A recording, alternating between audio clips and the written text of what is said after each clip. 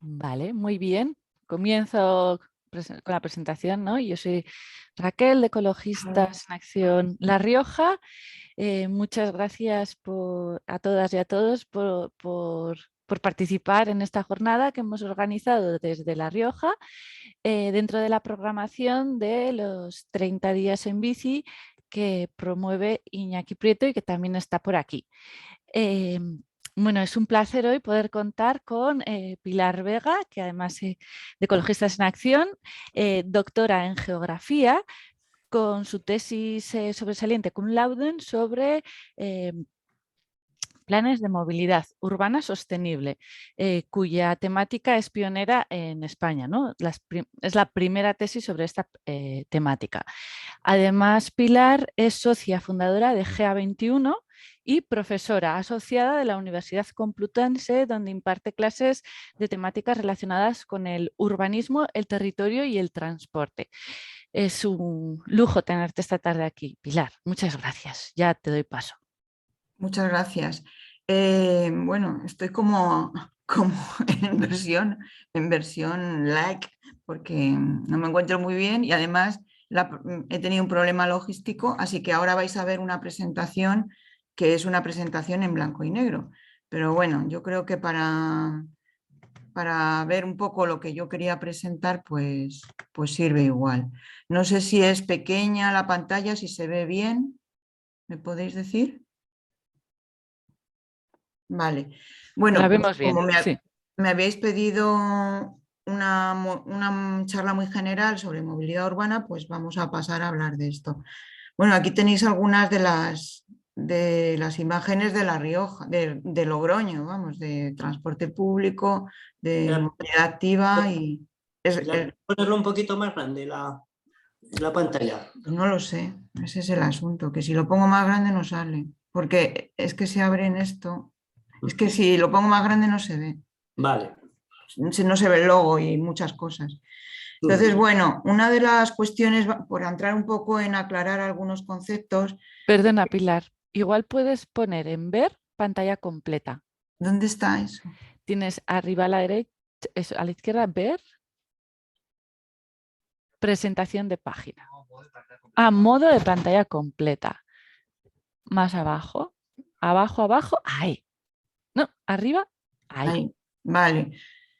El asunto es que como está esto aquí, así, Perfecto. lo voy a poner ahí, ¿vale?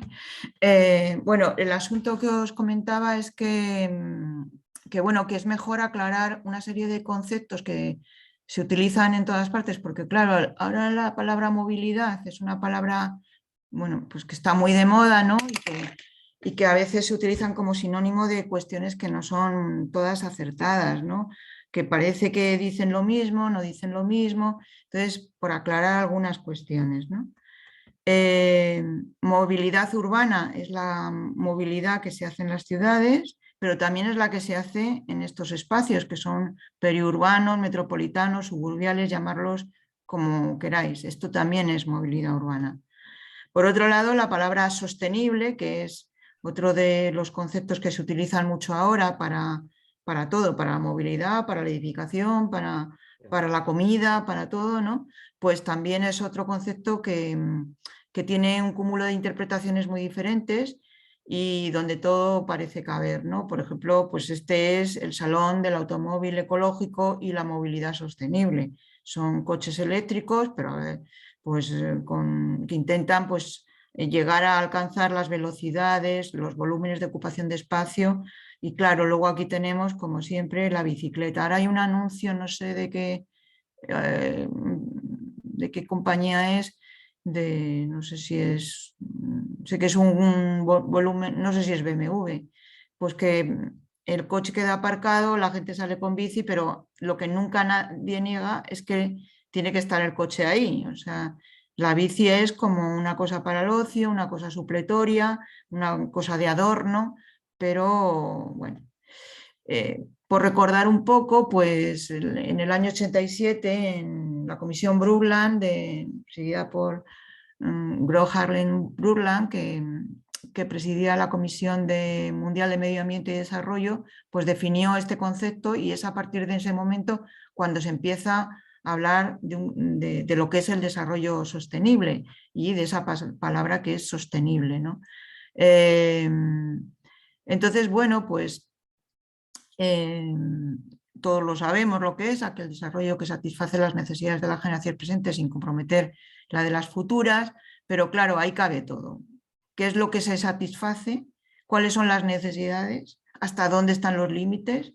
Bueno, pues claro, ante esa ambigüedad de la propia definición del concepto de desarrollo sostenible, pues de ahí pues se va arrastrando todo.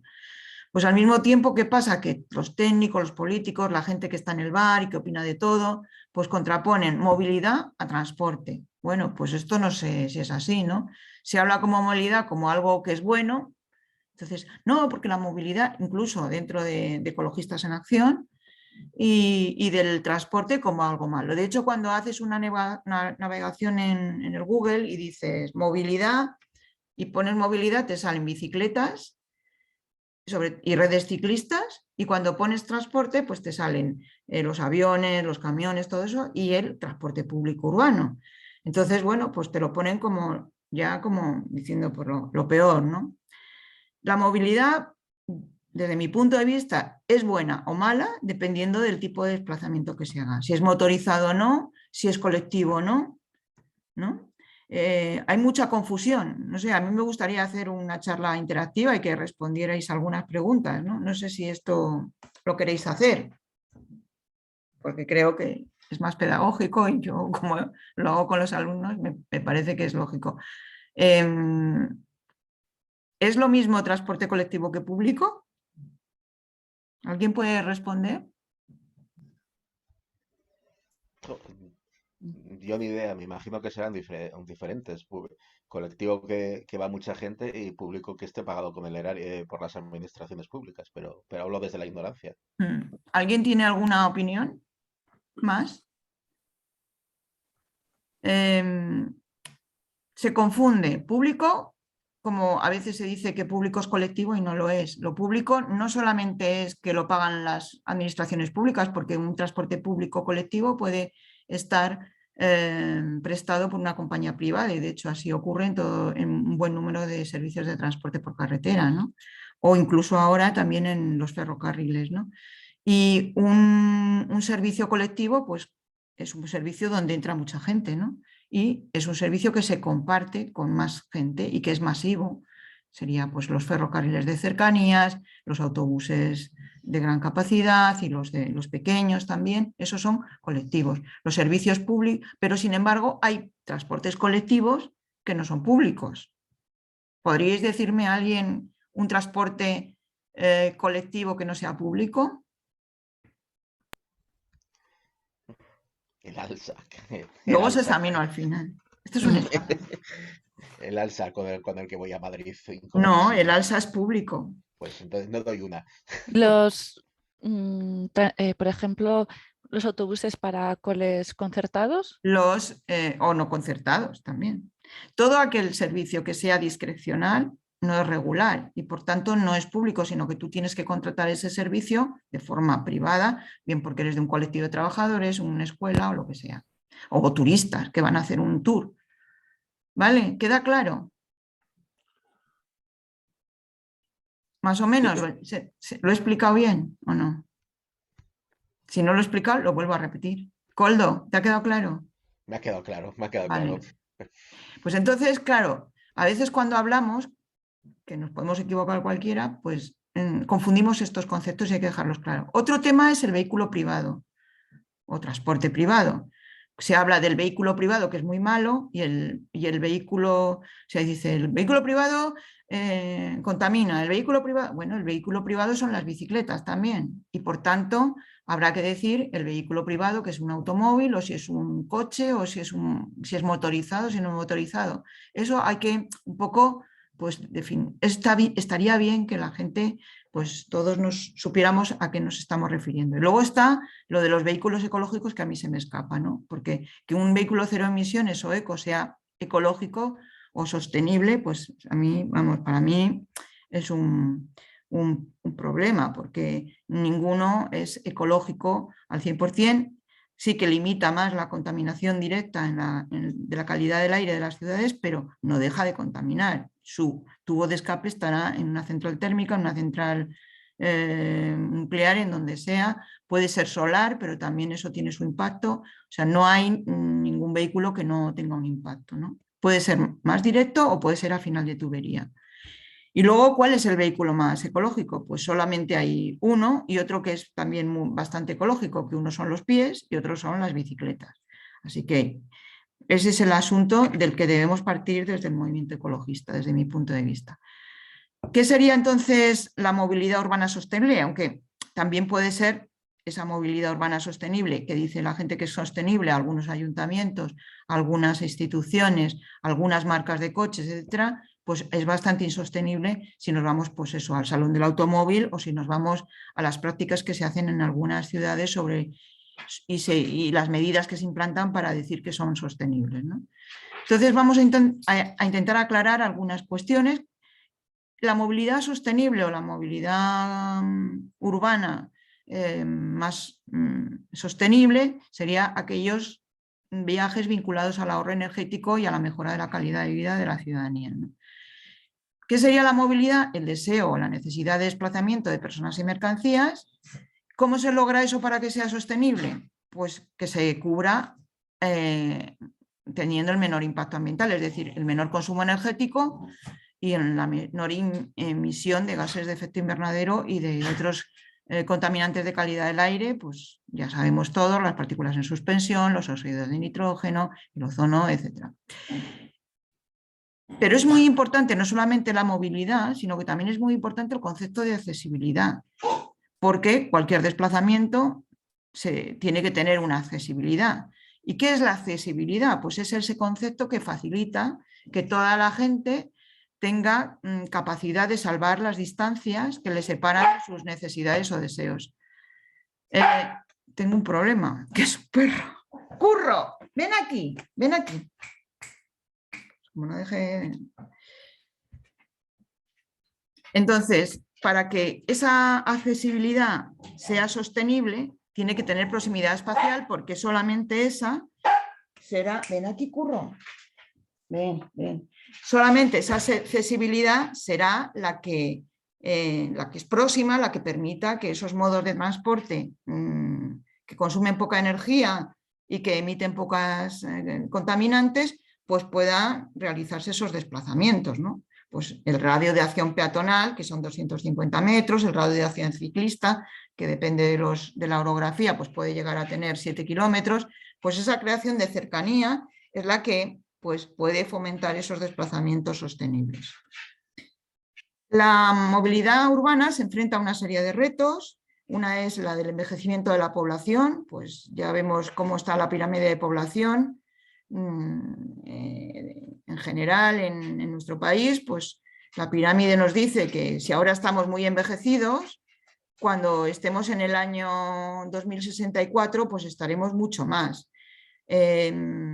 Bueno, no sé, estos datos son del año 19, probablemente ahora no quede tanta gente de 100 años, de más de 100 años, pero hay mucha gente de más de 100 años todavía y hay mucha gente de más de 80. A partir de los 80 años la población comienza a tener deficiencias en la visión y en su movilidad y abandonan su autonomía en algunos casos. ¿Eso qué significa? Pues que tenemos que preparar las ciudades para que esta gente que se convierte en personas con movilidad reducida en algunos casos o visión reducida, pues necesita tener un espacio público que esté adaptado a esas necesidades.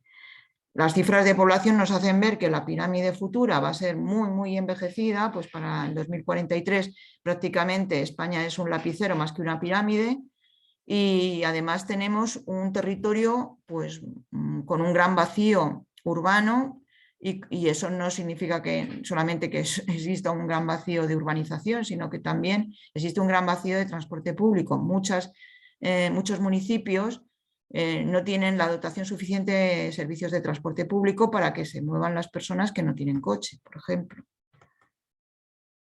Además, tenemos un buen número de personas con discapacidad, ¿no? Tenemos 3,8 millones de personas con discapacidad en el año 20.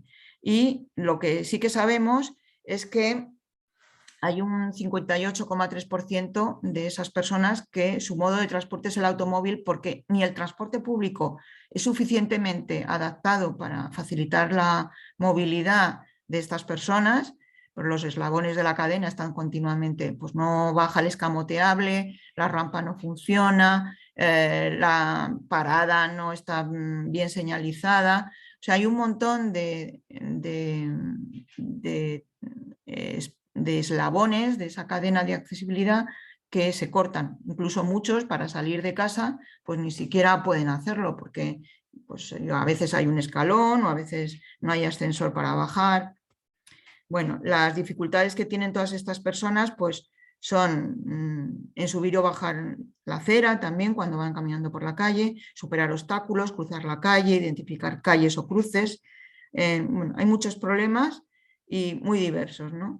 Entonces, bueno, que sepamos que había una orden ministerial del 2010 que exigía que hubiera un itinerario peatonal accesible y que ese itinerario pues y además una orden ministerial que decía que el ancho libre de paso, fuera ya de lo que eran las bandas de separación de calzada y de acera y la banda estancial, pues se decía que el ancho libre de paso tenía que tener un 80, es decir, aquel ancho que facilita que dos sillas de ruedas pueden cruzarse. Y eso pues no se da en casi ninguna acera de este país. En 2013 se aprueba la Ley General de Derechos de las Personas con Discapacidad y el año pasado, en el 21, pues se aprobó una orden ministerial donde se recogía, o un real decreto, donde se recogía esas dimensiones de la acera. Bueno, las cosas de Palacio van muy lentas y las aceras de este país pues no se adaptan, ¿no? Y tampoco se adapta al transporte público suficientemente como para que las personas con discapacidad tengan autonomía suficiente como para acceder a todos estos espacios.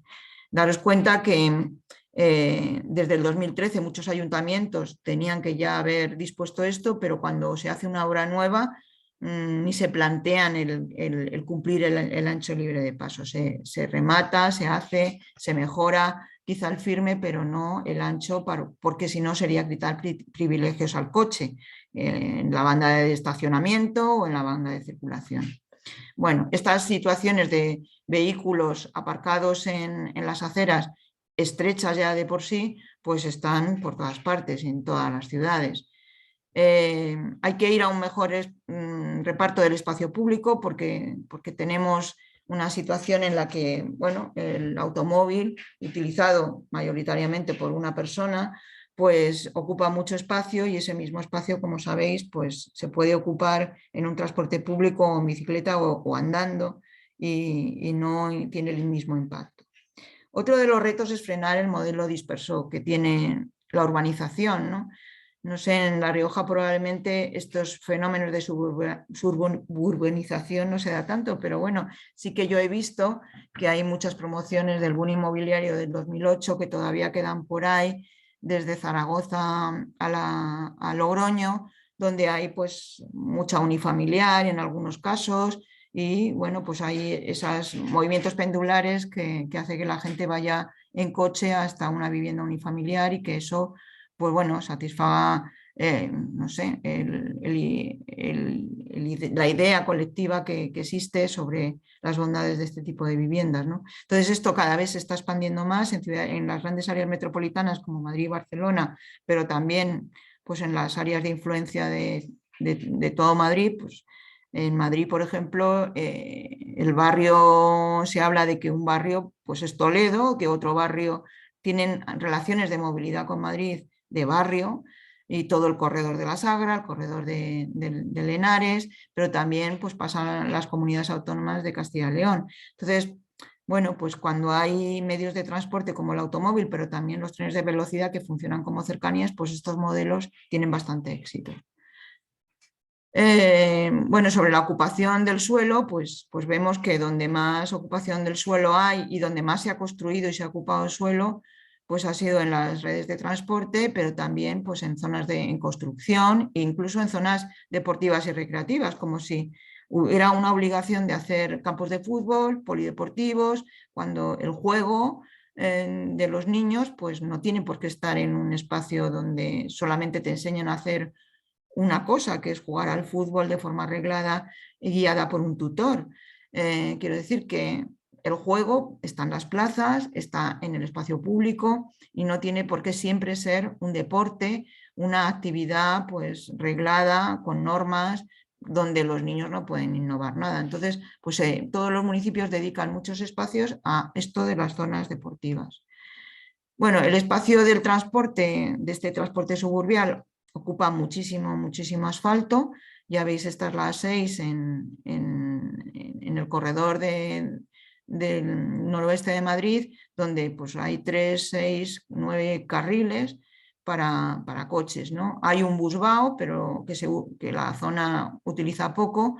¿Por qué? Porque, bueno, si tienes posibilidad de aparcar en destino y si tienes posibilidad de ir en coche en el resto de los carriles, pues, o sea, cuando se hace una intervención de busvao o de carriles segregados para el transporte público, tiene que ser una actuación que reste espacio de circulación al coche, porque si no, pues no podemos competir con el coche. El transporte público no va a competir con un puerta a puerta. Entonces, para que esa situación se logre de reequilibrio modal, pues tiene que ser distinto, tiene que quitarse espacio al coche y dárselo al transporte público. Bueno, la construcción sigue ahora, durante la pandemia ha estado trabajando y ha seguido, además, como había una idea y que se ha consolidado de que la gente quiere vivir en unifamiliares, en zonas de la periferia, etcétera, pues hay una especie de burbuja que no se sabe si va a estallar en algún momento, pero de vivienda de mucho standing, de alto standing, de mucho dinero, y que la gente ahora mismo sí que está comprando, ¿no? Vivienda unifamiliar en las afueras, por decirlo de alguna manera. Y esto pues tiene salida por ahora. Pero era un proceso que ya venía de atrás, ¿no? En el año 19 pues y 2015 pues se ve que los crecimientos de España, de los municipios de España, pues ¿dónde están? Pues están en Rivas, que es un municipio periférico de Madrid, donde hay mucha vivienda unifamiliar. Melilla tiene mucho crecimiento también. Arroyomolinos, Getafe, San Sebastián, Las Rozas de Madrid, pero también en Barcelona la periferia, Sant Cugat del Vallès. También zonas como en Valladolid, Arroyo de la Encomienda, que es donde está el IKEA y están centros comerciales y donde hay mucha expansión de vivienda, ¿no? Entonces, son las periferias las que ya tenían antes de la pandemia mucho desarrollo urbanístico, pero que ahora pues, es muy superior y además de mucha vivienda unifamiliar. Otro problema de este modelo territorial y de transporte pues es un modelo que es muy dependiente del coche, ¿no? Y también que nos hace a la población muy conductora, ¿no? ¿Quién no tiene permiso de conducir? Por ejemplo, en el año 75 solamente el 20% de las personas tenía permiso de conducir coches y sin embargo en el 2015 pues el 56,7%. Si cogiéramos el dato de ahora pues está en el 58%. Bueno, pues es mucha población adulta que todo el mundo pues sabe conducir y tiene esa posibilidad. ¿Por qué? Una cosa que además es bastante cara, sacarse el permiso de conducir. ¿Por qué todo el mundo lo tiene? Porque es a veces imprescindible para acudir a un polígono industrial, para tener un trabajo. A veces es la pregunta de la entrevista del trabajo, ¿no? ¿Tiene usted permiso de conducir? Y entonces, pues bueno, pues si no lo tiene, es muy difícil que igual acuda a ciertos polígonos industriales que no están dotados de transporte público y que además, pues si existe, pues tiene muy poca frecuencia, los horarios no se adaptan a las entradas y salidas del trabajo. Bueno, pues la gente pues, decide tener coche y decide tener carné, ¿no? Otro tema que todos conocéis pues es la necesidad de frenar el cambio climático. Sabéis que en el 2015 se superaron las 400 partes por millón de CO2. No lo tengo aquí porque ves, no sé dónde tengo este gráfico, que luego creo que lo vamos a ver. Lo que ha ocurrido durante la pandemia, que a pesar de que se ha reducido el consumo energético y las emisiones locales de las ciudades, lo cierto es que no se ha reducido inmediatamente las emisiones de gases de efecto invernadero. ¿Por qué razón? Porque para que se vea una reducción, un reflejo en esa reducción de la concentración de CO2 por millón, pues debería de pasar casi 100 años para que pueda aparecer en los registros, ¿no? Entonces, bueno, se supone que va a aparecer, pero desde luego no a corto plazo. Los que estamos aquí no lo vamos a ver. Entonces son medidas que yo creo que, sinceramente, creo que el cambio climático va a ser muy difícil que se frene porque el cambio climático ya lleva su curso y es muy difícil y muchos procesos de la naturaleza yo creo que son irreversibles y ya no pueden repararse. Pero bueno, no sé, deberemos de trabajar en eso, en frenar el cambio climático. Otro tema es el tema de la calidad del aire, ¿no? Pues está claro, ya no hace falta que nadie nos lo diga, ni la OMS ni nada, pero sabemos que está relacionado con la muerte, pero a veces en esta foto que había puesto y que era en color y que se veía todo el smog de Madrid, pues a veces se ve y se mastica las partículas y los óxidos de nitrógeno, ¿no? Porque hay mucha concentración. Pero muchas veces el sol impide que la gente vea esa contaminación y a veces cuando tú dices a alguien, un vecino o alguien de tu trabajo, le dices, no, es que hoy hay mucha contaminación. Dice, ¿qué va? Está todo muy verde, ¿no? ¿Por qué? ¿Por qué razón? Porque a veces no se ve la contaminación aunque exista. A veces es lo que ocurre. Entonces es una tarea difícil de convencer a los demás, ¿no? Yo espero que ahora con la campaña de calles abiertas para los coles, etcétera, pues que los padres y las madres, que yo veo que ya ahora están llegando a un nivel de concienciación importante y que pueden frenar esa movilidad a la escuela en coche que está completamente desatada en muchas ciudades de los entornos metropolitanos, pues esperemos que cambie de alguna manera y que podamos lograr pues, que las próximas generaciones pues, vayan andando al colegio, pero también que vayan andando cuando sean mayores al trabajo o a hacer compras, etc. El ruido también es otro de los problemas ambientales procedentes del tráfico. Ven, currito, ven aquí, ven, a ver si te calmas, ven. Y que por tanto, pues, del tráfico motorizado, ¿no? Y que por tanto, pues que tiene una relación directa con la contaminación acústica y los efectos que tiene esta contaminación acústica en la salud de las personas, ¿no? Incluso el Instituto Carlos III llega a asociar el ruido ambiental con la muerte. Ya no es solo una molestia, sino que es algo más que puede afectar al sistema nervioso y que puede incluso provocar un infarto. O sea y la falta de sueño y muchas cuestiones que a veces los ruidos no los percibes o vibraciones. Las zonas que están afectadas por autopistas que están continuamente pasando o ferrocarriles, pues ese ruido parece que no te afecta, pero al final pues lo vas acumulando en tu organismo. Otro tema es el de la disminución de la siniestralidad. Ha bajado mucho, si nos vamos a los años de la década de los 90, donde había 6.000 muertos al año, donde había cientos de miles de heridos, etcétera, pues ha bajado, pero no ha desaparecido. O sea, el coche motorizado coge mucha velocidad y es un peligro para los más vulnerables, para las personas que están en el espacio público, caminando y por tanto, pues, bueno, es un riesgo, ¿no? Ahora la siniestralidad está en unos 1.000 y algo muertos, no sé qué pasará este año 21, que pues, la gente se ha incorporado a la vida anterior y tiene una movilidad motorizada más elevada y además va muy rápido últimamente las personas que conducen. Entonces habrá que esperar a final de año a ver qué ocurre. ¿Cómo entonces afrontamos estos problemas?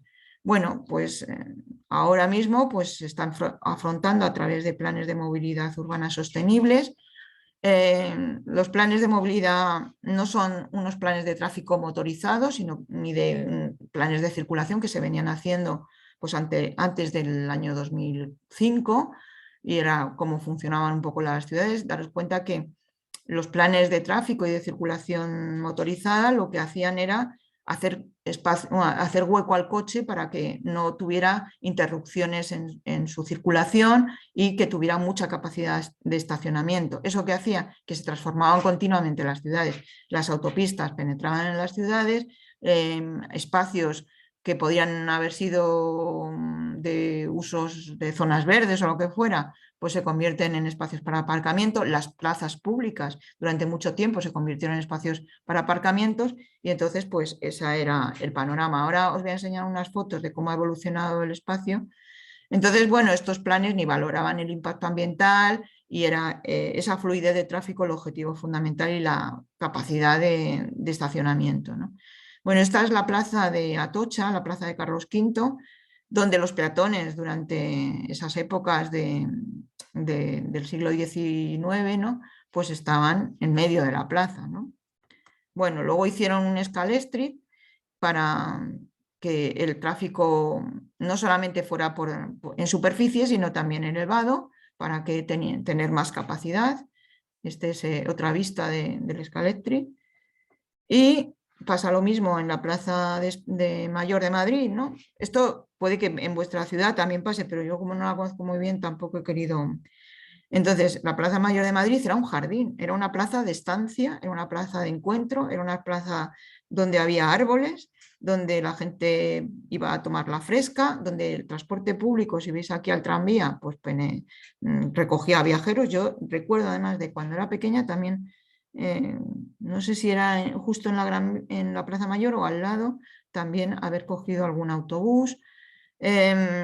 Luego permitieron que los coches aparcaran en la propia Plaza Mayor de Madrid, y luego pues decidieron, no, esto no puede ser porque esto es patrimonio histórico y tal, pues vamos a enterrarlos. Y entonces los enterraron. No es que hayan desaparecido. Entonces ahora la plaza es para la estancia, pero sobre todo para el turismo, porque la gente, como ya no vive en el centro de la ciudad, más que, bueno, pues es un espacio muy gentrificado y por tanto pues es un espacio dedicado pues a las visitas turísticas, a la gente que va a los bares y poco más. Entonces veis que aquí está la entrada y salida de los aparcamientos. Esto es el Parque del Retiro y la calle Alcalá, que también pues tiene sus túneles. Y de este modelo pro automóvil, ¿no? Y la llegada en la ciudad, pues claro, el aparcamiento es fundamental, ¿no?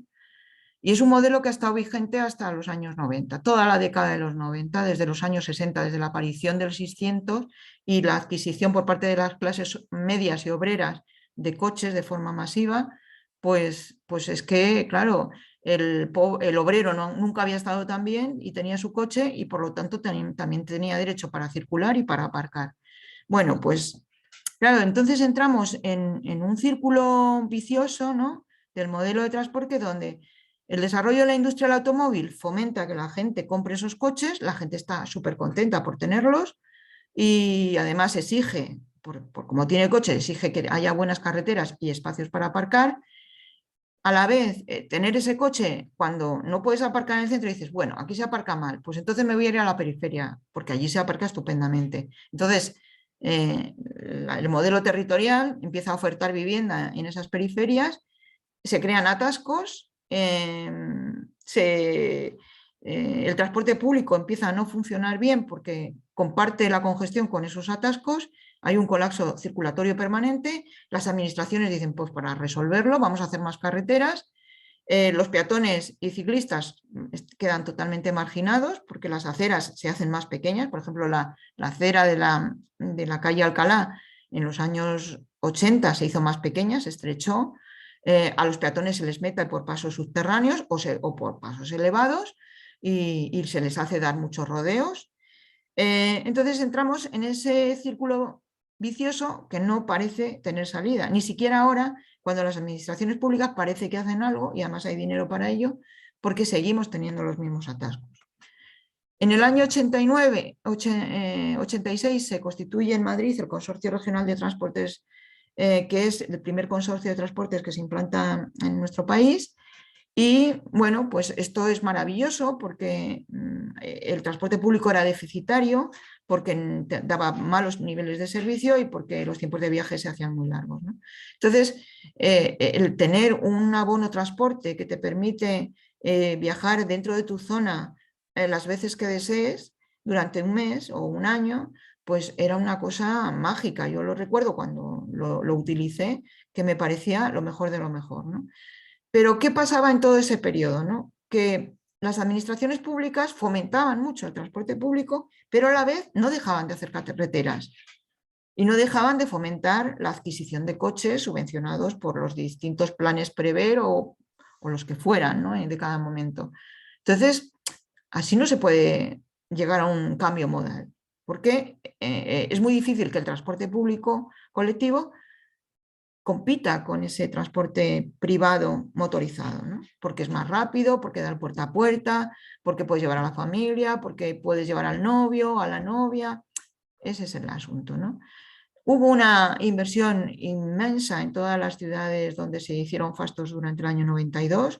Pensar en las Olimpiadas de Barcelona, donde se hicieron carreteras, se hicieron remodelaciones urbanas, se hicieron, sí, el espacio de las Olimpiadas también, se amplió el aeropuerto, pero lo mismo pasó en Madrid con los fastos del Madrid Cultural o en Sevilla con los fastos de la Exposición Universal, que bueno, pues ha sido hace poco el aniversario de los 30 años del AVE y bueno, pues estaba todo el mundo encantado y sigue encantado, que esta es otra, ¿no? Bueno, por recordar dentro de EDENAT, pues del movimiento ecologista, pues yo creo que en Ecologistas en Acción mucha gente no conoce algunas cuestiones de las batallas que se llevaban en aquel momento por parte del transporte, por parte de ecologistas, ¿no? De ecologistas a EDENAT, que era el grupo que existía en ese momento, ¿no? Y que estamos ahora, vamos, que somos fundadores de Ecologistas en Acción y que hay una trayectoria de continuidad en todas las campañas de transporte, ¿no? Pero estas antiguas, pues mucha gente no se acuerda o no las conoce, ¿no?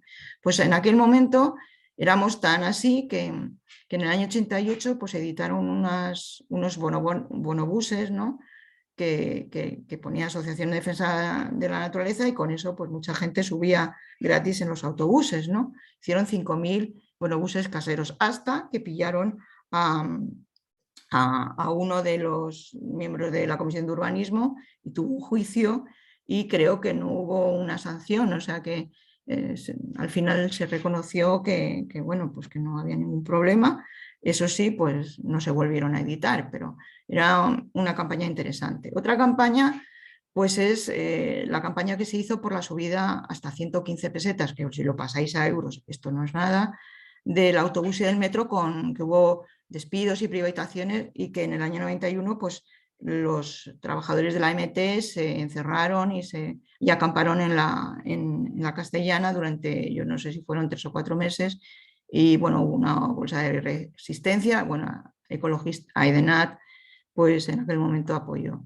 Había campañas contra el vicio de la estafa, la virtud de no pagar, había una denuncia muy expresa de la ocupación del espacio por el automóvil, era la campaña del coche devora la ciudad y bueno, pues y se hacía campaña también denunciando la emisión de gases contaminantes. Daros cuenta que en aquel momento todavía los coches emitían plomo y otros contaminantes que ahora pues no lo emiten, pero bueno, que sí que se consiguieron algunas cosas.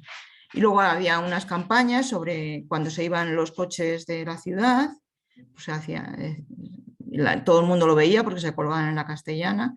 Y en el año 90 se inició una campaña para pedir el referéndum del tráfico en Madrid. Y se hizo pues con sindicatos, con partidos políticos y con asociaciones de todo tipo, que eran muchísimas. Y también creo que subvencionaba parte de esa campaña la revista Interview, que era una cosa, pues no sé, ahora yo lo pienso, digo, ninguna empresa de la prensa con Vocento no subvencionaría nada de esto, ¿no? Y bueno, pues se pedía un referéndum informal del tráfico en la ciudad de Madrid para reducir el tráfico en el centro de la ciudad. Entonces, bueno, pues esto viene de hace muchos años, ¿no? Pues eso, de hace más de 30 años. Y bueno, pues nos subimos a la Castellana, colocamos eso, de hecho lo colocó Ramón y otro compañero, Manolo, que se subieron a la Castellana, y luego la agencia de FIE recogió esta foto y está en sus anuarios, o sea que... entonces, pues íbamos a todos los saraos, hicimos una alternativa ecologista al transporte en Madrid, donde gran parte de las cosas que ahora piden pues los ayuntamientos y que están en el libro de las directrices de lo que hay que hacer, pues ya estaban colocadas ahí, y bueno, pues se ha tardado mucho en conseguir, ¿no? Bueno, ¿ves? Esta es la sentencia, a suerte los ecologistas que repartieron los bonobuses. Pues esto era la acción que se hizo. Bueno, aquí conoceréis al Chato, a Ramón, a Goyito, a mucha gente, a otros que ya no están. Y bueno, pues hacíamos este tipo de cosas. Bueno, pues seguíamos haciendo muchas acciones, y otra de las cuestiones que hacíamos en aquel momento era oponernos a los anillos de circunvalación, a las grandes infraestructuras de transporte, ¿no? Estas las obras de la M40 en Madrid, y bueno, pues uno de los lemas, porque estábamos en una plataforma europea que se llama ICIT, pues una de los lemas era: si siembras carreteras, recogerás atascos, destruyes bosques. Pues nos oponíamos a aquello, ¿no? El impacto que tuvo esta carretera en el Monte del Pardo y en la de Saravilla y en las zonas de gran valor ambiental, pues fue enorme, porque no se cortaron nada para hacer estos desmontes tan brutales, ¿no? Pero pasados los años, ¿no? Dices, bueno, pues esto ya se acabó, era una cosa de los 90, resulta que en el siglo XXI, pues en el 2005, el señor Gallardón dice: voy a soterrar la M30, ¿no? No voy a hacer desaparecer el tráfico, no, sino voy a soterrar el tráfico. Y entonces monta una obra descomunal en una zona en el corazón de la ciudad para enterrar el tráfico de la ciudad. La gente del entorno en aquel momento estaba muy descontenta porque había mucho ruido, polvo, etcétera, pero resulta que ahora está encantada porque la revalorización de las viviendas ha sido enorme, ¿no?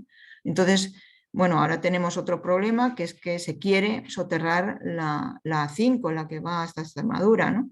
¿Por qué? Porque han visto lo rentable que es soterrar una carretera, y entonces el alcalde actual de Madrid pues les ha ofrecido que también se puede soterrar esa carretera. Han venido los fondos Next Generation y se utilizarán para cosas insostenibles, a pesar de lo que digan los fondos, ¿no? Entonces, bueno, pues aquí se dedicaron, en un principio había un presupuesto de 222 millones en el 2005, pero con los intereses y tal, pues nos pusimos en 10.400 millones de euros. Bueno, la gente protestaba en aquel momento, y bueno, el asunto es que estos anillos de circunvalación, lo que tenemos que tener en cuenta es que no han servido para distribuir el tráfico de otra manera, sino para colonizar pues todo el tráfico que está, todo este espacio. Figuraros, en los años 80 la ciudad prácticamente estaba en la M30 y en los barrios de Madrid, ¿no? Pero a partir de los 90 se coloniza todo el territorio que hay entre la M30 y la M40. Es decir, se convierte suelo no urbanizable, en algún caso protegido, se convierte en urbano. Es decir, pasa de computar en hectáreas a computar el dinerito y las plusvalías en metro cuadrado. ¿Qué es lo que se colocó aquí? Por los PAUs, 100.000 viviendas nuevas, algunas todavía se están ejecutando en este momento, pero pues bueno, pues la M40 y la M50 no sirvieron para distribuir el tráfico y que la gente no pasara por Madrid. Daros cuenta la cantidad de coches que entran por Madrid, ¿no? O sea, es una barbaridad, ¿no? ¿De dónde vienen esos? Vienen de otros municipios de la comunidad, porque además el coche lo que ha permitido es expandir el modelo pues hasta Segovia, hasta Guadalajara, hasta Toledo, como os decía al principio, ¿no? Entonces, pues esto crea un modelo bastante insostenible, ¿no? La última encuesta de movilidad, os pongo Madrid porque, pero esto se repite en casi todas las ciudades. Pensar Zaragoza, que es una que tenéis cerca y que tiene también, es una potente ciudad, ¿no? Pues pasará cosas parecidas. Aquí tenemos los escenarios de la encuesta domiciliaria entre el año 1996 y 2018, ¿no? Que es la última encuesta domiciliaria, ¿no? Y pues veis que bueno, cada vez la movilidad se concentra más. ¿En dónde? Pues en la corona regional y en la corona metropolitana. Madrid periferia, incluso los barrios de Madrid, Carabanchel, yo que sé, cualquiera que penséis, pues pierde la almendra central, que ya casi nadie vive, pero gana la periferia. Cuanto más distantes están los viajes del destino, que sigue siendo el centro de Madrid, pues más energía se consume y más contaminación habrá. Si vemos el reparto modal, pues vemos que en el año 96 había un 37% de desplazamientos peatonales y ahora tenemos un 34%. En algunos municipios de la comunidad esto es todavía más aberrante, ¿no? Porque apenas hay desplazamientos peatonales. Yo ahora mismo que estoy estudiando un municipio del corredor de la 6, pues resulta que tienen un 23% de viajes peatonales. Entonces, claro, y el problema no solamente es que hay menos movilidad peatonal, es que hay menos movilidad en transporte público. Antes era el 32, ahora el 24. Entonces, esto es muy grave, ¿no? Porque el transporte público no logra captar los viajeros del coche, ¿no? Sino que el coche pues llega al 39%, el coche motorizado, ¿no? Entonces, pues esta situación es tendencial porque el modelo territorial obliga a ello. Es imposible que una empresa operadora de transporte dé cobertura a ese territorio tan disperso y ese territorio tan alejado, ¿no? El coche privado, motorizado, es el que está dando pues esa satisfacción. ¿Qué pasó en la pandemia? Que bueno, pues que todos vimos que si quisiéramos otro modelo de movilidad, de transporte, pues lo podríamos conseguir, ¿no? Porque automáticamente, pues las calles se quedaron sin vehículos, ¿no? Motorizados, ¿no? Pero, bueno, lo que os comentaba antes del impacto del cambio climático, ¿no? La concentración de partes por millón de CO2, pues no deja de crecer, a pesar de la pandemia, ¿no? ¿Cuándo veremos una bajada? Dentro de 100 años. ¿Dónde estaremos nosotros? Pues no sé, ya veremos. Entonces, el tráfico ahora mismo en Madrid ha regresado y ha regresado en otras ciudades y con él, pues por supuesto, las emisiones. Es cierto que yo lo que he notado es que se han acortado las jornadas semanales de trabajo, los lunes hay menos tráfico, los viernes hay menos tráfico, pero el resto de los días pues hay muchos atascos. Los fondos Next Generation de la Unión Europea dicen que hay que apostar por una movilidad digital, verde, un pacto verde europeo, todo lo que queráis, ¿no? Entonces, pues este Green New Deal, pues de los 140.000 millones que nos han asignado a España desde los fondos Next Generation, una gran parte va a ser para movilidad. Pero eso no significa que todo vaya a cambiar, ¿no?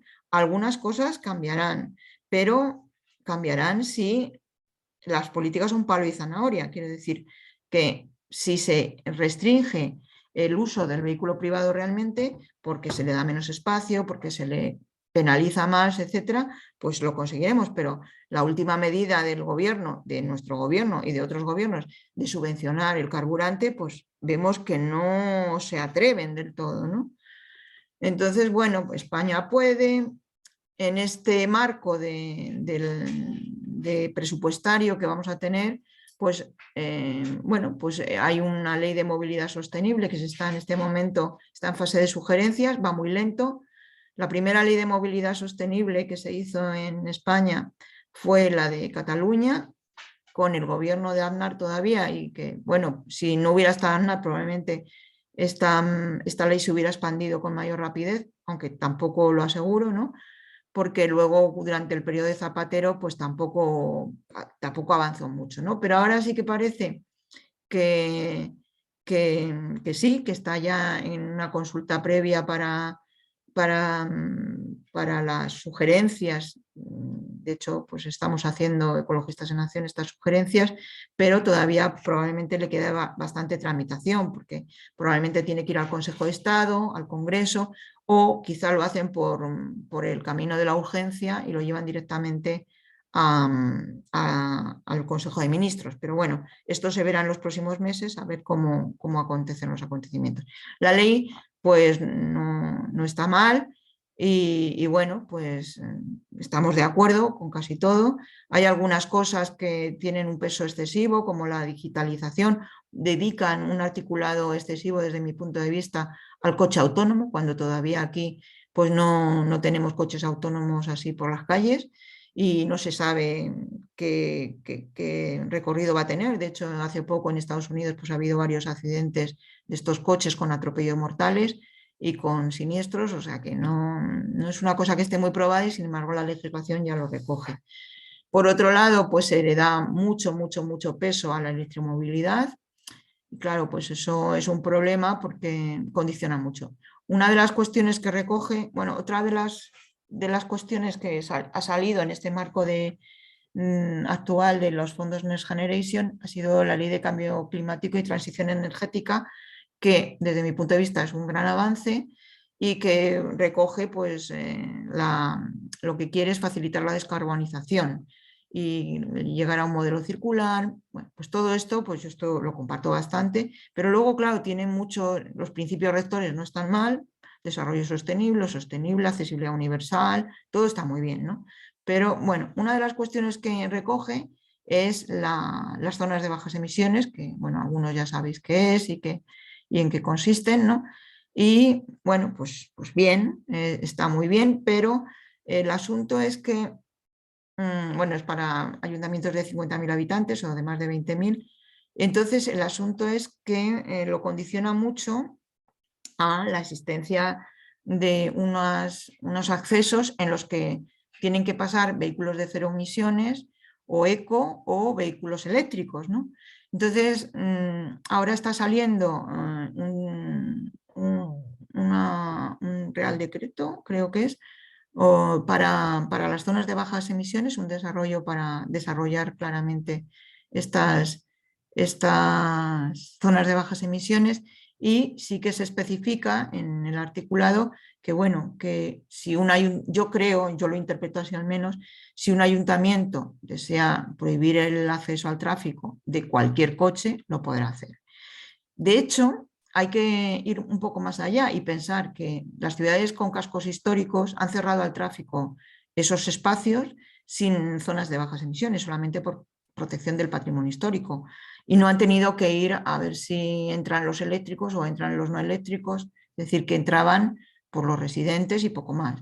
Entonces, si esto no funciona, lo de las zonas de bajas emisiones, que desde mi punto de vista el artículo que han redactado, yo creo que sí que recoge que si las administraciones locales no quieren dejar pasar ningún coche, lo pueden hacer, como ha hecho Pontevedra, por ejemplo. Se podría ir a otro tipo de normativas de protección del patrimonio, de otro tipo que permiten esa restricción a la circulación en áreas amplias de la ciudad. Bueno, aquí tenemos los ejemplos de las zonas de bajas emisiones en Cataluña, la de Madrid, que ahora ya no es Madrid Central, sino que son las zonas de bajas emisiones de Madrid, que es algo diferente. Además se ha hecho una zona de bajas emisiones en un área fuera de la almendra central. Y bueno, pues bueno, el asunto es esto de las etiquetas, ¿no? Que el condicionante para entrar en esas zonas de bajas emisiones siempre es pues estas etiquetas, 0, eco, C, D, depende de cómo sea de antiguo tu coche el que puede entrar o no. Yo creo que esto es un error, ¿no? Que como dicen las ciudades que caminas, es un concepto insuficiente, ¿no? Que sean unas etiquetas que además no miren las emisiones de CO2, sino de gases de efecto invernadero, sino que lo que miden es la contaminación de calidad del aire.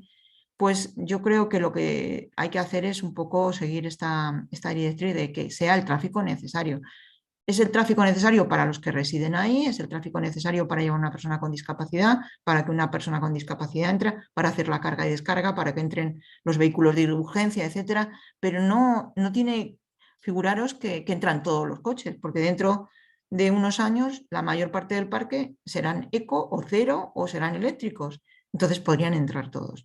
Entonces hay que poner unos límites y debe de ser lo que se necesite, no unas etiquetas.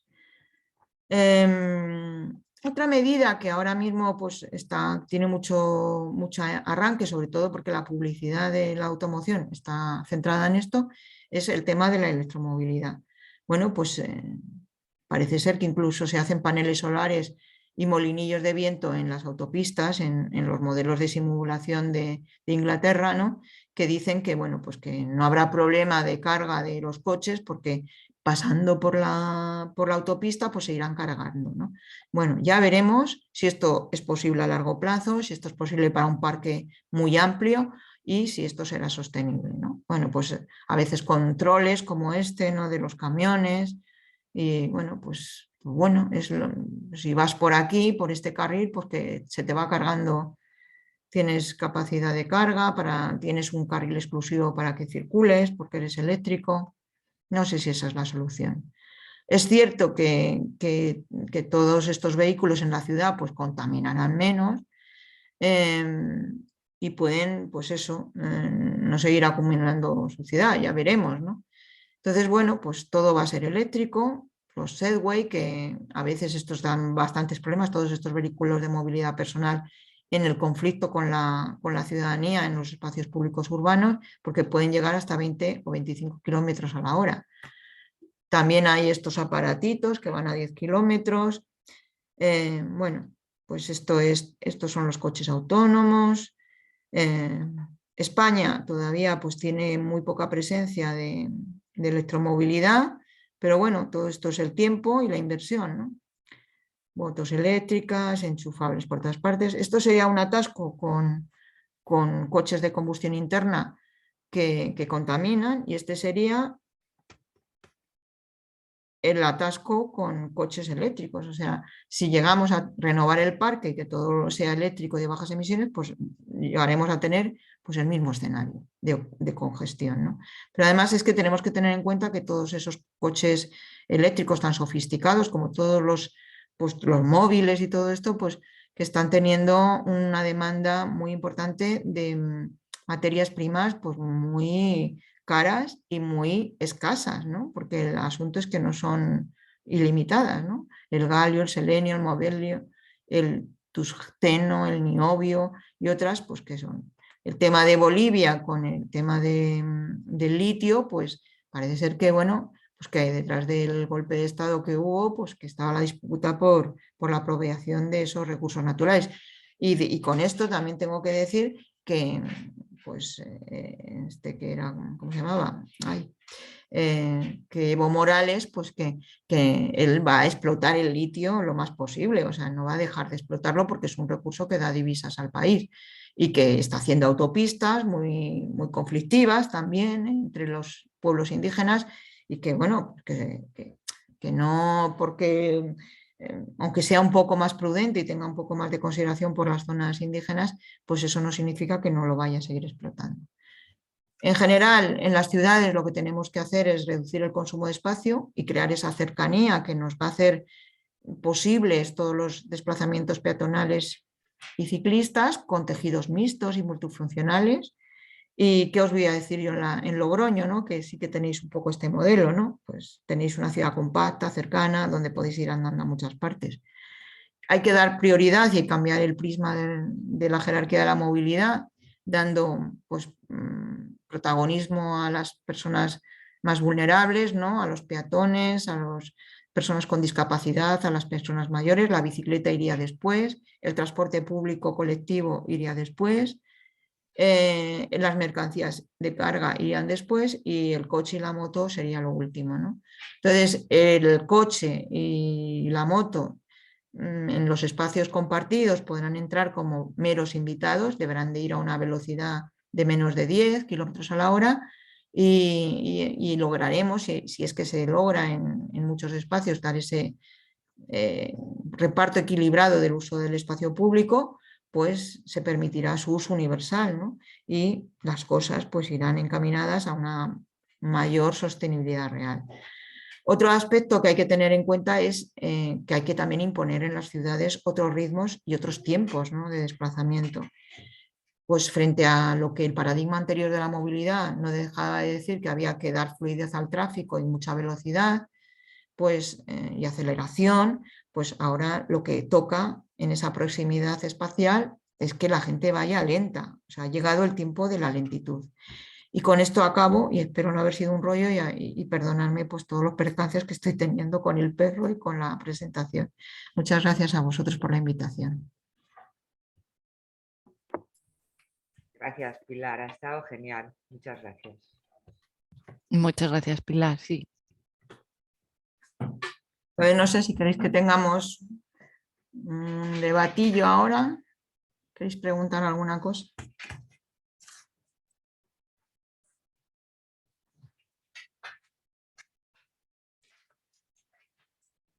Curro, por favor.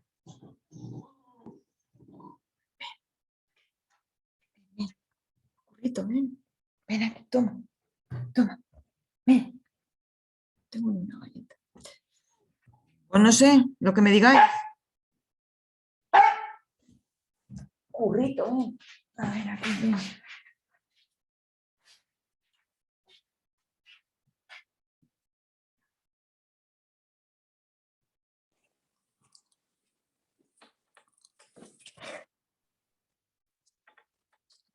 Oye, una pregunta, Pilar. Sí. En Pontevedra, ¿cómo han podido conseguir un poco ser como la pionera en el tema de movilidad y de zonas de bajas emisiones? Y cómo lo han planteado y cómo se han atrevido a tanto, claro, y sin tener Pues tantos... eso, tú lo has los- dicho. Tú lo has dicho, se han atrevido. En muchas ocasiones es un poco que los políticos creen que la ciudadanía no les va a gustar que quiten a los coches de la ciudad, ¿no? Entonces, lo voy a contar para que la gente lo sepa, pero entiendo que muchos de vosotros ya lo sabéis, ¿no? El asunto es que cuando llegó el BNG a gobernar en Pontevedra, pues dijeron, bueno, vamos a estar poco tiempo, porque claro, o sea, que estuviera gobernando el BNG en Pontevedra era una anomalía, ¿no? Y como vamos a estar poco tiempo, pues nada, vamos a hacer lo que creemos que tenemos que hacer. Y ellos decidieron pues empezar a poner coto al coche. Empezaron a hacer peatonales las calles con algo de participación ciudadana, con convencimiento de la ciudadanía, y de pronto la gente empezó a estar a gusto, ¿no? Y no utilizaron apenas cámaras, no utilizaron tampoco métodos muy sofisticados, empezaron a poner vallas, alguna cámara sí que han puesto para el control, y sobre todo pues que tomaron la decisión de que era así. Los comerciantes al principio sí que no estaban muy convencidos, pero luego poco a poco pues vieron que tenían pues mayor ingreso de encaja, que la gente compraba, que había pues un ambiente en el municipio pues muy bueno, y empezaron a sacar los coches, los sacaron y ganaron las siguientes elecciones. O sea, después de 4 años de hacer peatonales las calles, peatonales o con entradas solo de residentes, o sea, con mucha restricción, pues resulta que volvieron a salir y la gente le gusta lo que están haciendo. ¿Por qué? Porque la gente quería eso, hay mayor calidad de vida. Pero el problema de la mayor parte de los ayuntamientos es que no se atreven a hacer cosas de estas. Y luego que a veces pues también lo hacen en el último año de la legislatura, porque no se ponen de acuerdo los políticos con los técnicos, etcétera. Los técnicos tampoco a veces están muy convencidos. Entonces lo que hace falta, yo creo que ahora sí que estamos en un momento de cambio de paradigma, que tanto técnicos como políticos ya saben lo que hay que hacer. Además hay mucho dinero para poder hacer ciertas cosas y bueno, yo veo que el futuro pues será mejor, ¿no? Pero siempre hay que tener en cuenta que una política de restricción del coche en el interior de la ciudad no puede entrar en contradicción con una ampliación de carriles de circunvalación, de colonización de espacio urbano en la periferia, porque si no, no lograremos nada. Lograremos espacios pues, más turísticos, donde la gente va andando, pero pero no lograremos transformar el modelo real de la movilidad. O sea, aquí lo que se está hablando es que hay que tener un cambio modal, que hay que dejar de ir en los transportes que consumen más territorio, más energía y emiten más contaminantes de todo tipo, y cambiarlo. O sea, y eso es pues también relocalización urbana, ¿no? de que los usos del suelo pues estén más mezclados, que sean más multifuncionales los espacios, ese tipo de cosas. Pero hay que tener voluntad política y hay que tener valentía por parte de los políticos que porque no lo hagan tampoco les garantiza a nadie que va a salir en la próxima legislatura. Pilar, aquí escriben en el chat, Iñaki, estando de acuerdo en absolutamente todo, ¿no crees que hay algo del discurso que no llega a la ciudadanía? ¿Cómo se puede traducir esto a argumentos convincentes para todas las personas? Yo creo que la salud, la economía... Bueno, ya lo he dicho antes, que mis vecinos, por más que les digo que se metan en lo de la revuelta escolar y que a ver si medimos aquí el óxido de nitrógeno, pues no lo ven. Dicen que si no hay contaminación, pero si aquí no hay ningún problema, no lo ven. Pues ¿por qué no lo ven?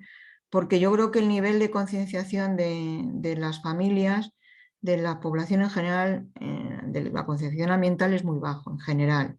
Lo veo también por mis alumnos, ¿no? Que descubren muchas cosas cuando las cuentas, ¿no?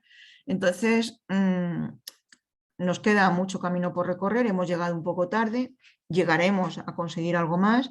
Los medios de comunicación parece que ahora están más favorables a contar estas cosas y efectivamente pues es el tema de la salud la que yo creo que lo más importante, y el dinero, ¿no?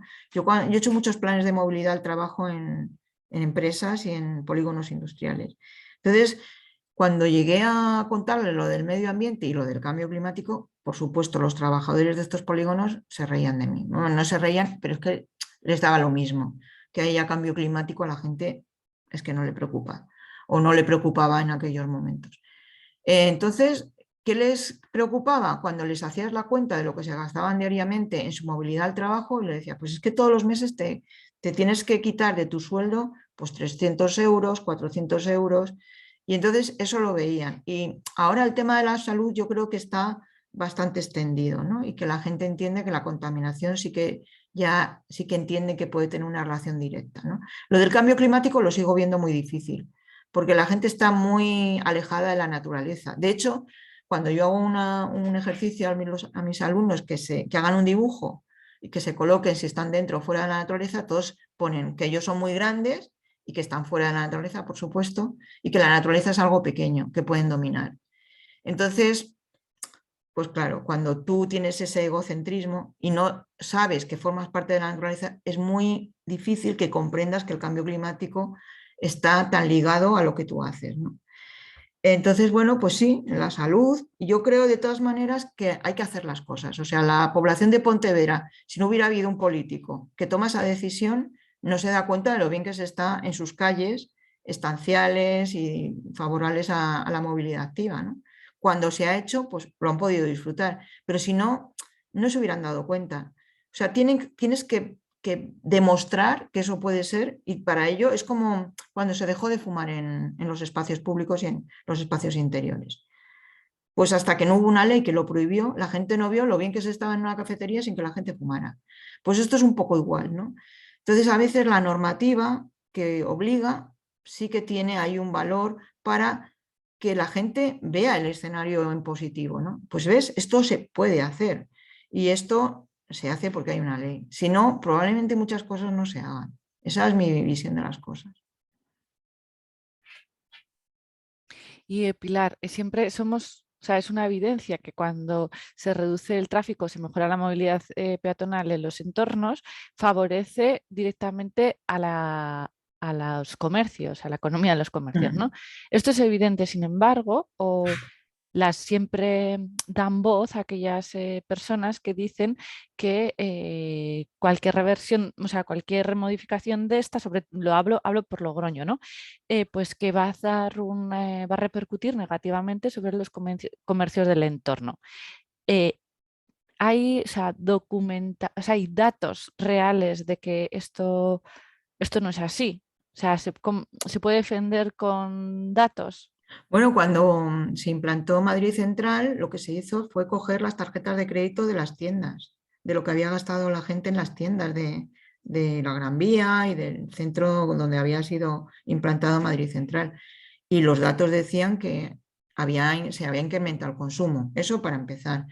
Pero hay otras casuísticas, ¿no? Como la de Donostia San Sebastián, ¿no? Donde llevaban años ya, desde los años 80, pues intentando cambiar el modelo de movilidad, y incluso ahora pues les es muy difícil porque el coche tiene mucha trayectoria todavía en la periferia. Pero allí, por ejemplo, que empezaron a peatonalizar calles, como la calle Loyola, que era una calle muy comercial, pues hubo, bueno, en la prensa, yo es que como mi tesis fui indagando un poco en la prensa de la época, y era pues machacar la prensa local al alcalde continuamente y al concejal de movilidad con este tema, ¿no? De que, bueno, pues que iban a perder negocio, de qué tal. Entonces, se hizo la calle peatonal y de pronto esas tiendas que estaban en esa calle empezaron a tener muchísimos ingresos.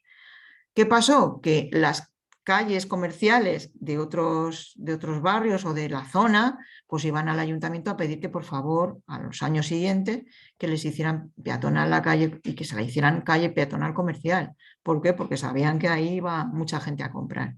Pero son procesos que, como he dicho antes, es que hay que verlo. Alguien te lo tiene que demostrar. O sea, esto no es un acto de fe. Hay gente que se lo cree y otros que, pues como Santo Tomás, ver para que tienen que tocarlo, ¿no? Entonces, pues bueno, pues ese es el asunto, ¿no? De que igual está muy bien hacer algunos ejemplos para que vean cómo funciona bien. Yo creo que en Logroño, cuando hay alguna de las calles donde se ha intervenido que estén funcionando bien, pues luego será más fácil implantar las siguientes. Pero es un proceso muy lento todo, ¿eh? Ese es el asunto. Y no sé si la urgencia climática pues tiene tanto tiempo. No, me da que no. Y además nuestro representante, la oposición en el Ayuntamiento de Logroño, ha tenido una actuación más que cuestionable porque se ha dedicado no solo a boicotear, sino a enfrentar la ciudad y a crear un clima de crispación que yo creo que está resultando brutal. Bueno, son las transiciones que son muy duras, ¿no? Sí, y luego, bueno, pues también existe ese comercio que a los resultados de la implantación de Amazon y demás, pues no le culpabiliza de nada y sin embargo, pues ve fantasmas en cualquier tipo de actuación de este tipo. Sí, ese es el tema de Amazon, del comercio electrónico, es un tema que las ciudades se van a tener que enfrentar, ¿no? Porque claro, ahora toda la micrologística llega a los centros de las ciudades, en bici y tal, todo tan bonito, pero igual el producto que te llevan pues es un producto que traen de China, que tiene mano de obra esclava detrás, que está, pues eso, que de mala calidad incluso. Entonces es muy difícil controlar ese tema, ¿no? Porque Internet está para todos y es muy fácil acceder a las peticiones de productos. Entonces, luego entran en las ciudades con vicio o con lo que sea, pero destruyen el comercio local y eso es un problema.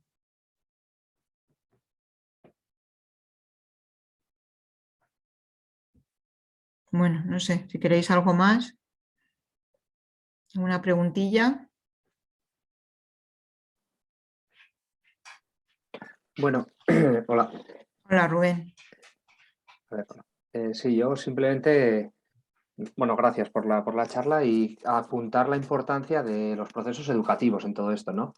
El papel que tiene, yo soy un profesor, y el papel que tiene la educación es determinante. Creo que falta, para empezar, el tema del cambio climático es muy difícil de asumir que la ciudadanía lo incorpore como un problema de primer orden, porque la relación causa-efecto no es tan clara como la contaminación atmosférica o como el smog, que afecta directamente a tu salud y que sabes que si dejas el coche disminuyen los óxidos de nitrógeno que van a la atmósfera, disminuyen ciertos contaminantes que van a mejorar tu salud de manera inmediata. Sin embargo, en el cambio climático eso no es así, puesto que los efectos no van a mejorar porque tú mejores tus actitudes, no van a mejorar, no va a reducir el efecto invernadero inmediatamente, ni en tiempo ni en espacio.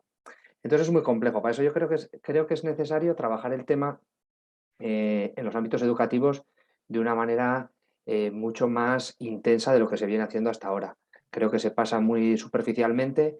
El alumnado, bueno, nosotros tenemos trabajos en los cuales hemos determinado el conocimiento del alumnado de primaria y de la universidad sobre cambio climático y desconocen completamente cuáles son las causas, desconocen que esté relacionado a la movilidad muchas veces con ese cambio climático y mucho más, como tú has dicho al principio, por ejemplo, ciertas cosas como el coche eléctrico. Es decir, pensamos que la electricidad viene, pues bueno, pues del sol directamente genera electricidad, ¿no? Sin tener en cuenta de dónde se produce. Entonces creo que debemos hacer mayor hincapié en el peso de esta educación ecosocial o educación hacia la sostenibilidad. Ahora estamos en plena redacción de la nueva ley educativa, donde publicitariamente se está mostrando un incremento del peso de la sostenibilidad, pero en la realidad la cosa no va a cambiar mucho. Entonces, pues bueno, creo que no nos debemos olvidar del peso de todo esto y de incorporar acciones al ámbito educativo y educar desde las generaciones más bajas, ¿no? Sé que el gobierno ahora nos ha hecho una petición de cómo podría ser el currículum para meter los temas de movilidad sostenible y tal. Y bueno, creo que están haciendo algún borrador, pero no sé si para la universidad. Y entiendo que para el resto de los niveles educativos también. Pero es cierto que también yo creo que no solamente es que se da una asignatura. Yo, por ejemplo, estoy en geografía y no sé si todos los que dan las asignaturas las dan con el mismo enfoque que las doy yo. Quiero decir que también hay que tener una manera de dar las cosas y hacer hincapié en ciertas cosas, ¿no? O hacer no sé, como hay libertad de cátedra, pues igual no es tan sencillo, ¿no? Porque, por ejemplo, en mi universidad no ha sido tan fácil que los profesores asumieran el cambio climático con origen del hombre, ¿no? Decían, no, pues es que sí, hay cambio climático, pero no está claro que venga de origen ¿cómo se dice? Antropogénico, ¿no? Entonces eso es un problema, ¿no? Del enfoque también, ¿no? Sí, pero bueno, igual la universidad, bueno, yo soy profesor de secundaria, pero también asociado a la Universidad de La Rioja, entonces conozco un poco los dos ámbitos. En la universidad sí que creo que hay una mayor libertad a la hora de enfocar los currículos y a la hora de enfocar las programaciones. Pero me refiero, por ejemplo, a la educación obligatoria en las etapas de educación primaria o secundaria, donde el profesorado se tiene que acoger más a lo que viene marcado por el currículo educativo. Y bueno, creo que no se trabaja con la suficiente intensidad, ni muchísimo menos todos estos aspectos, sino que siempre quedan de una manera como transversal, y lo transversal suele ser algo difuso. Claro, que además puede que no lo des, ¿no? Y algo que termina sin trabajarse. Muchas veces queda trabajando por programas de educación ambiental externos al propio currículo educativo, de manera que sigue sin trabajarse. Y la nueva ley educativa, como bien dices, bueno, está en la educación, la ley de la LOMLOE de las etapas obligatorias ya ha sido publicado, el borrado, el Real Decreto de primaria y de secundaria. Y bueno, pues hay algunos, estamos esperando a que se publique el de las comunidades autónomas por la transferencia de las competencias, pero como digo, quizá era momento de darle un impulso mucho mayor del que se le está dando. Sigue estando presente, llama la atención en toda la ley educativa el concepto de desarrollo sostenible. El oxímoron de desarrollo sostenible, que siempre aparece en todos los sitios, sigue estando por doquier en todos los sitios, y parece ser que solo con la cita de desarrollo sostenible se va a solucionar la problemática. Bueno, cuando llegan a la universidad no saben lo que es, o sea, no. Con eso digo todo. Entonces yo creo que es un tema clave sobre el que hay que trabajar y sobre el que tenemos que poner mucho de nuestra parte, y que seguimos sin verlo como determinante.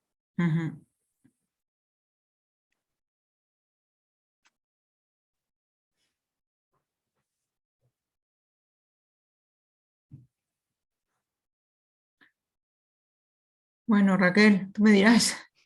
Pues no sé, yo creo que ya es hora, ¿no? Que ya llevamos un ratito, que es hora de descansar, que ha estado súper guay, súper interesante, y que es un placer haber podido contar contigo, Pilar. Bueno, disculparme eso, los problemas logísticos que ha habido, y nada, para mí ha sido un placer también. Os agradezco mucho que me hayáis invitado. Bueno, pues ya nos tomaremos el vino. Eso, nos vemos. A ver si nos vemos pronto. Sí, eso. Bueno.